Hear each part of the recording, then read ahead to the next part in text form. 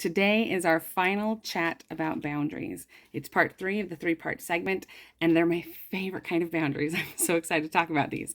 So we'll just jump right in. Third type of boundaries is called inclusion boundaries. These are things that we need in our life in order to be able to thrive. And a Bill of Rights example is I have a right to connect with God daily. Now, I use the Bill of Rights to help guide all of my boundary making. If you're not sure what that is, reach out to me. I'd love to help you understand. But let's work off of this Bill of Rights statement. So if I have the right to connect with God daily, then the boundaries that I'm going to put in my life are things that uphold that right. So for me personally, a boundary is that I meditate and communicate with my higher power on a daily basis. And I do that even if I don't feel like I want to.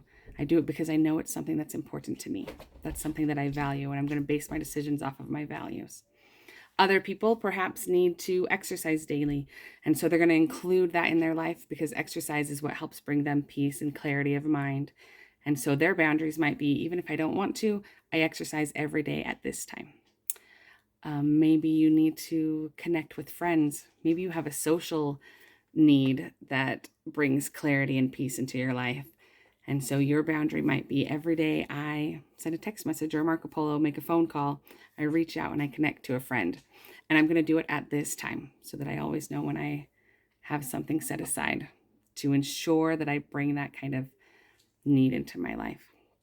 So to summarize, inclusion boundaries are all about figuring out who you are, figuring out what things you need to have in your life in order to feel the things that you want to feel. I want to feel peaceful. I want to feel clarity. I want to feel seen and known. And so the things that I'm going to include in my life are those things that are going to bring those feelings into my world. So as you get to know yourself and figure out what things you want to feel every day and pay attention to what things bring those feelings into you, then you'll be able to write your own inclusion boundaries to make sure that every day you are behaving in the way you want to behave in order to feel the things that you want to feel. And that's why I love inclusion boundaries. They're just all about living your best life. I think it's pretty great. If you have any questions, if you need some clarification on anything, please reach out to me. You can book boundary tutoring where I'll help you individually one-on-one go through your own life and build boundaries that will help you live the life that you want to live. My website's healingwithashley.com. So jump on there, book a time with me. I'd love to see you in there. I end all of my groups in the same way, and I've decided to maybe start ending all of my chats the same way as well. And my sign off is always, thanks for being here. See you next time. And until then, remember that you aren't crazy and you aren't alone. See you then.